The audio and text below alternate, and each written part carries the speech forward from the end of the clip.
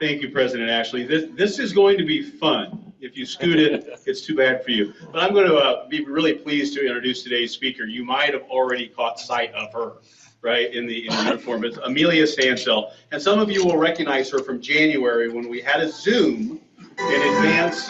Thank you. We had a... That's going to continue? I'm ready.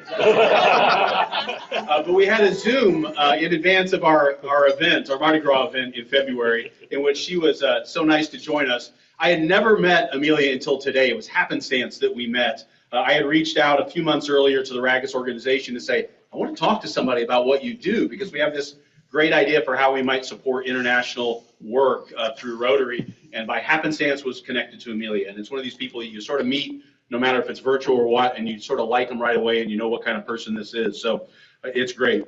She serves on the RAGAS Board of Directors and as the RAGAS State Coordinator for the state of Virginia. However, there's a lot more to her story. She has been described as a business consultant by day and a superhero by night. I like that. She's the owner of Unstoppable Futures, a strategic planning and business consulting firm. She's one of us, a Rotarian, right? She's a member and a past president of the Rotary Club of Warrenton, Virginia. She's the founder of a local anti-sex trafficking alliance in her community. She has been a speaker and presenter at 3 Rotary International Conventions in Hamburg, Germany, in Houston, and in Melbourne, Australia.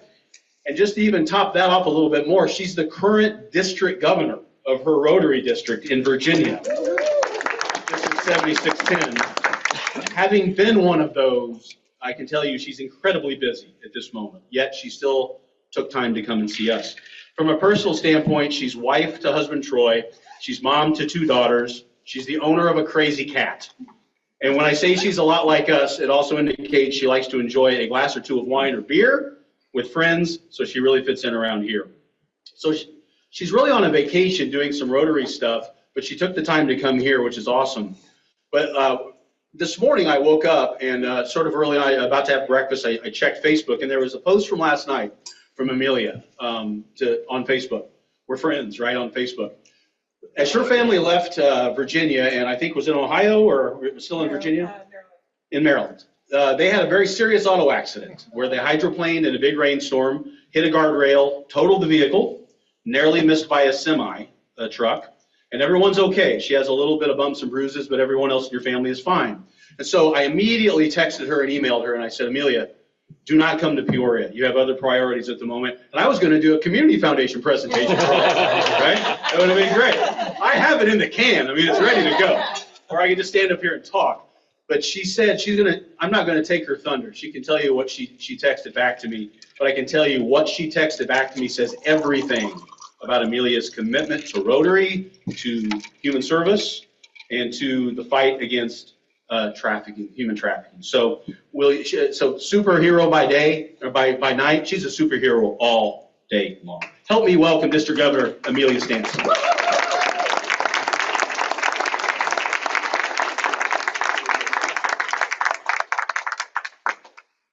what an incredible honor to be here with you guys today. You can play the music and not play this. I'm just kidding. It's kind of fun to kind of build in a little music to go with it. And how do you like dress up like this and go to a Rotary meeting and not have some like walk-on music? But I want to say, first of all, thank you very much, Mark, for reaching out and inviting RAGAS to be part of your Mardi Gras event. Thank you for raising funds and raising awareness about human trafficking. I've been watching this club, just stalking you guys since I guess it's January, February, when you guys first reached out, just to kind of watch on social media who you guys are and what you guys do. Y'all have it's an incredible, incredible club. Like when I had the option of saying no, I was like, no, I want to come see your club. Like one, I believe I'm on God's mission and why I'm here today. That's why I'm like, this was important to me. We could have easily turned around and went home, and I said, no, we need to finish this mission. I need to be in front of you guys today. I need to be with you. And then I'm going to a Rotaract conference and a bunch of other stuff over the next week. So it's kind of a rotation, as our family is used to at this point. It's a lot of rotations in the Stansell household through this next year. But for the opportunity to be here and to just spend this time with you guys, I said a little bump and bruised a little bit, but other than that, we're getting a new vehicle. Yay.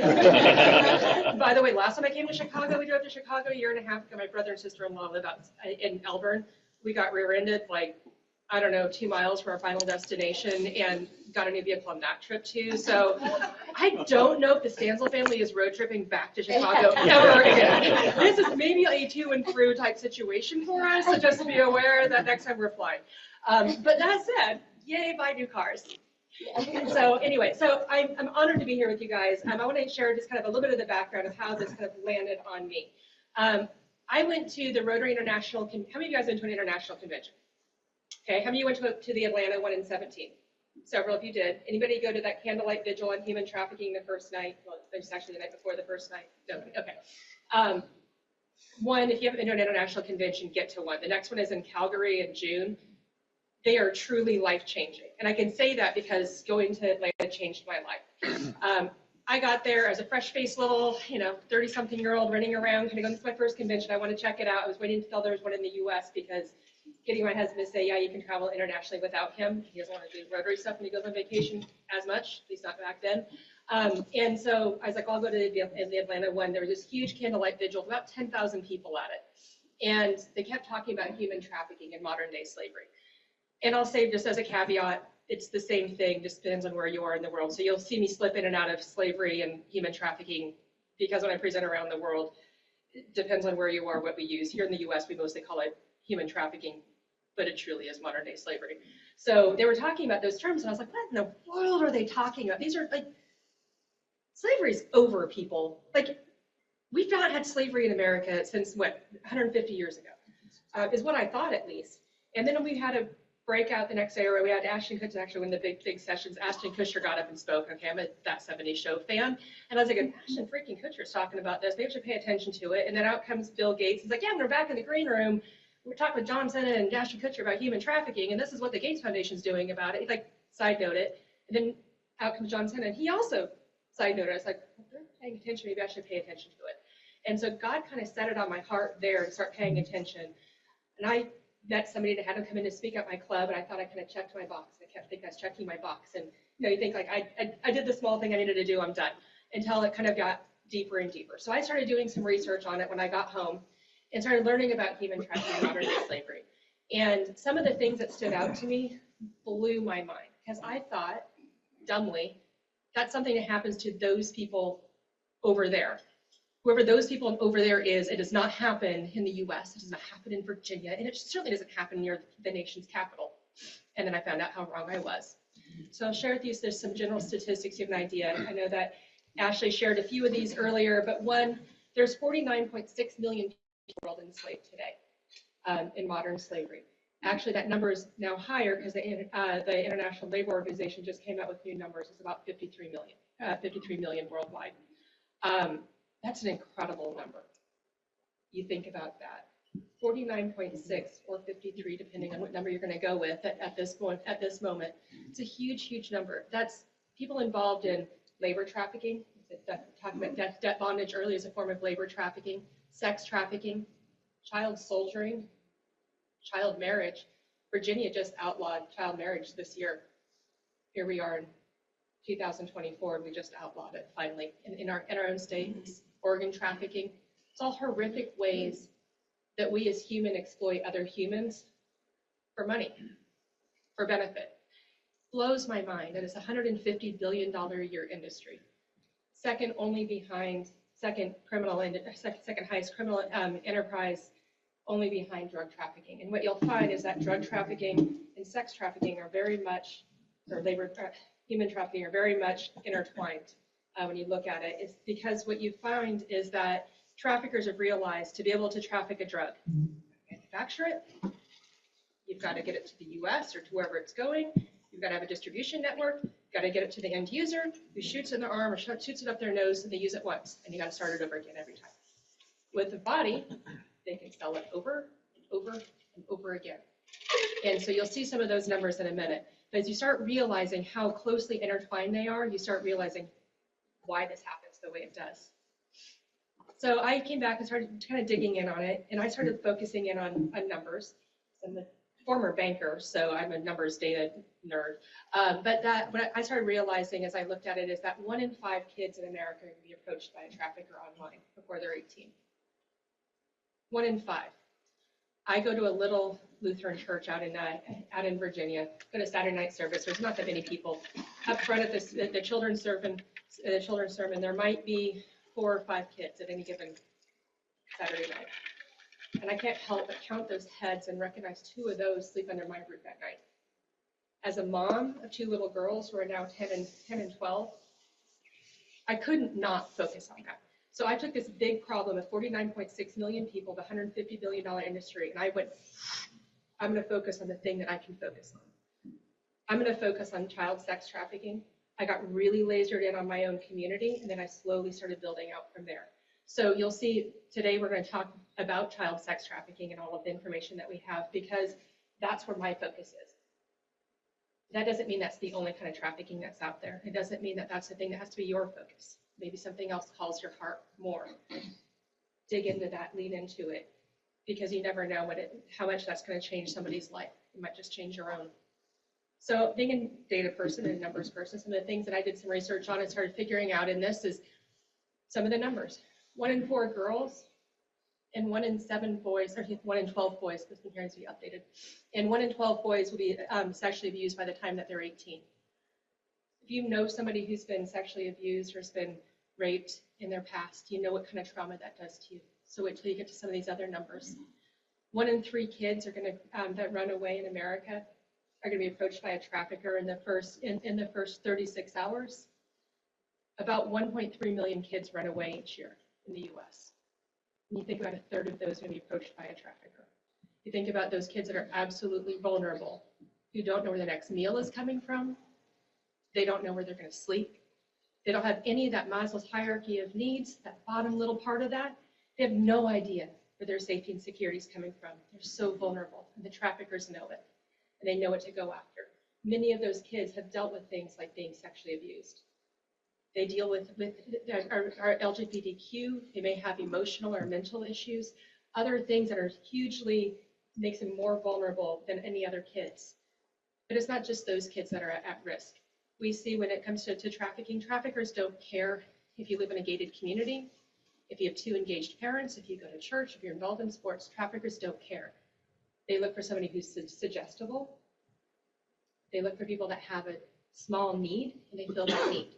So when you start looking at that, all kids are vulnerable, which is why we have to talk about this to all types of people, because traffickers don't care where that kid comes from, because they can make money on it.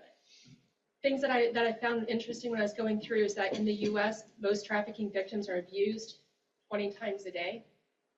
The average victim is victimized for about 2.5 years. So being a math nerd, to math that out, that's about 13,000 individual rapes for money over that 2.5 years, if they get 2 days a week off, or 19,000 otherwise. So if you know somebody who's been raped, the trauma that they go through, imagine having that 13 to 19,000 times over 2.5 years. What that does to your psyche, that does to your body, makes you realize when you get down to that bottom bullet, if they survive their victimization, which many don't, but if they survive it, their life expectancy is almost 7 years. What blew me away about that is, as I started researching in on this, it takes about 7 years to restore. I don't know how you can say that you can restore somebody after they've been victimized like that, after what they've gone through. You're never fully restored. But to become a survivor takes about 7 years. So it's a life or death type thing when you start looking at that. That stuck with me to say, we have to do a better job at prevention so nobody goes through that. You can't only look at this at like, let's help the victims so that they become survivors. We have to do that. But we as Rotarians, what do we have the capacity to do? Raise awareness, talk about prevention education, get into our schools, get into our communities. That's what we have the ability to do, because most of us aren't going to go kicking at a door. I'm pretty cool and I wear a superhero costume. I am not kicking in a door today. That's not where I'm called. I'm not even called to work with survivors, with victims and survivors. That's not where Amelia Stansell's called to be. I'm called to do this, to speak. I'm called to get out and raise awareness, to bring in prevention education into schools. That's where my superpowers are. So we'll talk about superpowers in a while, but know where you fit in this process and find where you fit, and you can do something about it. So some numbers for you guys, and I have to read this because I don't have your numbers memorized. So Illinois is the 10th highest ranking. These are numbers from 2022, so you have an idea of kind of how old these are. The new numbers come out. They're always lag a lot. They should have been out in June. They're still not out yet. That would give me the 23 numbers. So that's how far behind they constantly are. Illinois was the 10th highest incidence in the country of reported trafficking cases. And I'll say that's reported. Getting data on trafficking is really hard. It's so frustratingly hard because even the mandatory reporters don't freaking report it right, but that's besides the point. So of the cases that were actually reported properly through the human trafficking hotline, you did the 10th best job of reporting it. That's awesome. So you guys are doing a good job of getting it reported. 929 calls went into the human trafficking hotline in 2022. Of those 292 calls or text or emails or chats, all the different things, 355 victims were identified. That's 355 lives that were changed because 929 people took the time to report what they saw and what they thought, which is freaking awesome. Imagine if we had 2,000 reports, 5,000 reports, how many more victims that we would save, right? So we have to look at it that way. Of those victims that were identified, 176 trafficking cases. What that tells you, it's not a one-to-one thing. Traffickers often run 2, 3, 4 girls or boys, victims at a time. You look at gang-based trafficking, you'll have a case that comes in and they may have 4 or 5 victims that are related to a gang, even a small gang. So you see that part of it. 80% of the victims identified in Illinois that year were related to sex trafficking. That's fairly normal. It's usually 75 to 85% depending on the state, because we do a really good job of reporting something as heinous as sex trafficking. We are terrible at reporting suspected labor trafficking. And the reason that there's me buzzing. The reason that we're terrible at reporting it is we go, well, we like our inexpensive stuff. We like to be able to get somebody to go hang our drywall or mow our lawn or whatever and pay a little less for it. And I'm not trafficking, and I'm not contributing. It says it was their choice to do it. Well, that's not necessarily their choice to do it. You may have picked them up at a 7-Eleven or a Home Depot, but oftentimes they don't have their own credentials because somebody has them here. They have their credentials. You're now out there doing this work for nothing. They're not getting that money to take it back to themselves and support their family. Somebody else is getting that. We see labor trafficking also when you see it pop up in construction industry. You'll see it on farms, a huge agricultural area here. I grew up on a farm out in Washington State. The things that I saw on neighboring farms, when I look back at it now, pretty sure there was things, we didn't have words like labor trafficking back then. But I'm pretty sure some of the things that I saw on other farms, that wasn't legal. But at the time, we didn't know that. So it happens a lot. You just don't see it. We don't report it well. And then 7% of them were labor and sex trafficking combined. So where were they? You get an idea of where they are. The big metro areas up and down the highways, and that's good grief. Red Cross, they want my blood again. Seriously, that's Red Cross calling me. They want my blood again. They are like relentless. Like, guys, I couldn't do tomorrow because I'm here. That's why I canceled it. Stop calling me to reschedule it. I will get it rescheduled. Anyway, sorry. I love giving blood, but not right now.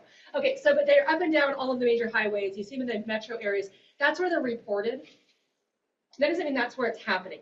This whole thing should be lit up in red, right? I mean, the whole state has it. It says those are the areas where we do a good job of hanging posters. And when I went into truck stops yesterday, I saw them at truck stops and rest stations. You see them in the hotels. You see them in places that are more metro areas and up and down highways. So people report them there because that's where they feel like, I have the tool to report it. I can actually do something about this right here, right now. So getting the word out there in more places, in every place, is super important because that you want people to have that tool right there when they suspect it, so they actually take the action and they don't go, I'll get around to it later, then they talk themselves out of it. So don't let them talk themselves out of it. Some forms of, some common signs of grooming. I'm not going to go through absolutely everything about trafficking, so I want to get to some other stuff too. But some signs of grooming that you might see if you're like, how do I know if someone's getting groomed? Well, things that make you kind of go, as I say, the little RCA dog, huh? Like that. It's August. It's not their birthday. Christmas has been a while ago. They don't have a job. How in the world did they get new clothes? How'd they get that new phone, that new device, that new whatever it is? How did they get new makeup? Things that, how do they have money? Like they don't have money. Like you're the parent. You didn't give them money. Where did they get this from? So why is somebody giving them gifts of this kind of value? Where is that coming from? Things like that. They may have dropped their friend group, so they switched their whole friend group, and all of a sudden there's this new friend group. And don't get me wrong, that new friend group may not be what you think of when you think of a trafficker. Traffickers oftentimes, well, one, traffickers are normal human beings, right? They don't, whatever you think they are, they're that and everything else too. But you'll see them, a trafficker, especially in a gang-based trafficking, they'll have a front person who actually is a very clean-cut, normal, what you would want your daughter to be dating or your son to be dating. Like, they'll come in and it looks very, very normal, but really that's a front. So they may be having a whole new friend group. They may not be showing up where they're supposed to be. They're not at youth group. They're not coming home on time. They're not at their friend's house. They're not doing, they may have skipped school. They're not where they're supposed to be. Those unexpected things. Changes in behavior, especially rapid changes. Really moody. Ups and downs. Really, really happy, really sad, really angry, really withdrawn. All of those things, those rapid changes that you're like, what in the world is going on? They might be showing up with cuts and bruises. They might have a new tattoo. The tattoo may not make sense to you. Like, why are they getting it on their hands, neck, like weird places for tattoos? Like, why would you get a money bag tattoo? That's strange. Why would you get a crown on your fingers? That's strange. Things like that. Things that you just kind of like, huh. Dig into that. Ask a bunch of questions. And I would embarrass my kids when they come to this. I was like, you know, at one point, I was a 16-year-old girl, 12-year-old girl. I'm sure my parents would tell you I was super moody. I may have gotten withdrawn. I may have dropped friends, got new friends. I may have gotten gifts from time to time. I probably cut school at least once in my life. Things like that happen, right? Did my parents let that slide? No, they were in my business. They were asking me a lot of questions, and we have to do a good job of asking questions, digging in to find out what's going on with the kids in our lives, whether it's our own children, it's our nieces and nephews, it's grandchildren, it's kids that you see at school. We have to be better about being our brother's keepers. When you see something has changed, ask questions, dig into it. Maybe it's nothing, but maybe it's something, and you had the opportunity to catch it early before they're trafficked, or even while they're being trafficked, that you could be the person that is their superhero, that took the time to go, something changed here, so I need to make a difference. So what do you do if you suspect trafficking? This is time to pick out your phones. I'm going to say, save this number in your phone. You never know when you're going to need the National Human Trafficking Hotline. This number is good in the US, Canada, and Mexico. If you call it, text it, you can send emails to the National Human Trafficking Hotline. You can send as much information as you can get. So if you happen to be out and you're at the truck stop or you're at the grocery store and see something, you're like, this does not belong together. We've all had that moment, right? Like, you're just like, that girl, that boy, does not belong with that person. Like, something's weird here. Like, that's just, and you walk away and you're like, how am I supposed to report? And you're not going to call, like, most people are not going to call 911 with that. They're just going to go, that was weird. But take a moment, maybe don't call 911, but call the Human Trafficking Hotline. And the reason you want to call the hotline is that they actually will track what's going on in the US, Canada, and Mexico, and they'll say, here's what's going on in Peoria, here's what's happening in Chicago, here's what's happening in Detroit, what's happening in Virginia, what's happening in Boise and down in Mexico City. And they look at all of these things and say, huh, there's a lot of correlation of what's happening with this. Because what you find with not all trafficking victims, but with a lot of trafficking victims, is that they will have movement as they get moved around. They won't always be in one area. So they may be moving them throughout a region. And your local dispatcher may go, that's no big deal. Or your local law enforcement may go, doesn't appear like it to us, because they can't see that big picture. So always reporting it to the National Human Trafficking Hotline. If you can take a covert picture of the license plate, the potential victim, the potential trafficker, and send that in, super helpful. Never put yourself in the way, though. If you see something, do not put yourself in there. Think about a trafficking victim. It's so valuable to a trafficker. Never put yourself in a spot that you could actually put the victim or yourself in danger. So if you see something that's happening right now, call 911. Let them do it, because you're getting between the trafficker and their money. So you wouldn't go interrupt a drug deal. Don't interrupt anything that you think that might be a trafficking thing too, because you will absolutely put yourself and that victim in danger. So I will always say that, because people are like, I'll be the hero. Don't go be a hero. We're not called to be heroes in that way. All right, so why is the crazy lady wearing the costume? Says I like costumes, and I'm all about Rotary Con. The because it's my district conference. We are having a Rotary Con one night for our for our hospitality suite. It wasn't even actually my idea, but the people on the committee like, could we do this? I'm like, oh yeah, sure. Of course you can. So we're having a whole thing. But I believe that inside of every Rotarian, there's a superhero with the power to end slavery. That, well, now it won't move. There we go, now it'll move. All right, so I'm with the Rotary Action Group Against Slavery. We talked about that earlier. I'm actually, I don't know why I said yes, but I did. I'm now the vice chair of the action group because, you know, you're in the meeting and they nominate. You're like, sure, I could add that to my resume. Like, I'm not even building a resume at this point. I'm self-employed, but sure. Okay, yeah, I'll do that. So now I'm the vice chair of the action group. But what the action group does is that we want to be able to connect all of our members with our fellow Rotarians, with our communities, to be able to empower them and equip them to be able to go out and engage their community, to be able to end trafficking locally and around the world. So we gave you guys tools for that. What you have on your desk is a little brochure that you can look through as I kind of keep talking here. But we have 4 superpowers. Somebody asked me earlier what my superpower is. I have 4. I have many more. These are the 4 I'm going to tell you about because these are the 4 that you all have too. One is Rotarians. We are the most well-networked people in the world. 1.4 million people who are people of action. You know, 7 degrees of Kevin Bacon ain't got nothing on us. We're about 2 phone calls and you can get stuff done, right? About 2 well-placed phone calls in Rotary. You can reach just about anyone in the world that you want to reach. So there's no reason that we can't be able to solve this. And the reason for that is because we have the movers and shakers in every dang community around the world working on things. We're great communicators. When we speak up, people listen. Our local media listens to us when we say something. When we post something, they pay attention to what we're doing. We are already natural collaborators. I mean, seriously, there is nobody we can't touch, right? And we already work with everyone. We already have a wheel. We already have that hub and spoke mentality. So if we can pull all of those people in to be able to partner with us, that's what we need to be able to do. And the last thing is we're the most compassionate people. We don't go, oh, that's a horrible situation. I wish somebody would do something about that and walk away, right? When it touches our heart, we know that we can step into it. And we know that with our network, we can make a difference with it.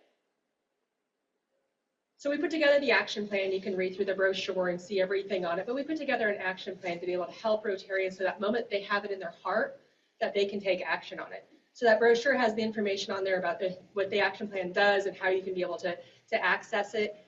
You can join the action group. The QR code is everywhere, so you can be able to have access to everything. But it really takes you step by step through how to, from the time you have a heart to do something to actually taking that action, what are the different steps to take, and how you can do it without it being a recipe. We're not trying to make a souffle. It doesn't have to follow the recipe, which is good because I'm a terrible baker. I'm a great cook, but I do not follow recipes. It drives my husband nuts, but that's besides the point. But this is more of like a salad bar. Pick and choose what you want in the order that you want to do it for what works for you and your club. So we want to give you tools to be able to do that, to be able to access it. We have our club and district support, our club and district pledges so that each club or each district can be able to sign to say we want to make this a priority for our club to be able to take action. So we have that out there for you to be able to grab. And I want to say thank you to you guys. Thank you for making a donation last year, well, last Rotary year, this physical year, $11,000 to our organization to help fund our community awareness and prevention education, CAPE, to be able to help fund our grants. With those funds, we're able to leverage those in as matching grants and with other clubs and districts from around the world to be able to test projects in their own community. I just listened to, or just, well, I listened to it and then I read their thing as well. For the, we have a Rotary Action Group or a Rotary Club that's focused on ending forced organ harvesting. And they did a film viewing in like 3 locations around the country to be able to raise awareness around that. And that was funds out of your guys' grants. We're seeing those going out and things happening with it because you guys are doing that. Those funds are not just staying in the U.S., they're going all over, but that's one of the ones, I think we just had one that we approved in Nepal in this last month or 2. So I mean, your funds are helping to fund that. So thank you, thank you, thank you. We couldn't do it without support from clubs and from districts and from individual Rotarians to be able to help get these back out into our community. So thank you again for that. So if you want to join us in the fight, It's $30. I tell people it's $30 a year. Bargain for $75 for 5 years. Mark's a 5-year member. I invite you to be part of it. We use those funds to be able to fund those grants because we don't get all sorts of big checks like you guys did. We get a lot of really small things through this. So if you want to join us to be part of the fight, we invite you to be part of it, to be able to get the information regularly and to be part of the fight. So thank you all. With that, I'm happy to. Oh, I do this every time, so I forget. Then this is why I finally put on a blue ribbon. On your tables are blue ribbons. Take 2. The reason for that, one, put one on under your name tag or under your pen. I wear a blue ribbon every single day. It's amazing how many conversations I have at the grocery store. I wear a ribbon everywhere I go besides like Home Depot and places like that where you shouldn't be wearing Rotary stuff because people don't really want to start a conversation when you're sweaty and gross. And so think about that. But I wear a blue ribbon in my Rotary pen every single day and start a conversation about human trafficking and about Rotary. So I invite you to do that. And that second one is there for you to hand to someone else. Because somebody today is going to say, what's with the blue ribbon? I was just at Rotary. There's this crazy speaker wearing this costume. And there was something like human trafficking. Here's a pin. But it's a good chance to be able to share that information and get the word out about what you guys can do to be able to help end trafficking. And I have 2 gifts. As Ashley came out. Ashley, Mark, come on up. So International Assembly every year. District governors-elects from around the world, there's 529 of us, all get together, we bring in our partners, and we have the opportunity to be able to give a gift to each other. It's our last big training thing. So what I did this year, instead of giving like this district pen or a pencil or some stupid thing like that, is I had me made into a pen. So now you guys can wear me close to near to your heart. You can pin your pen with me, but I wanted to give you guys that, so thank you. You can stand.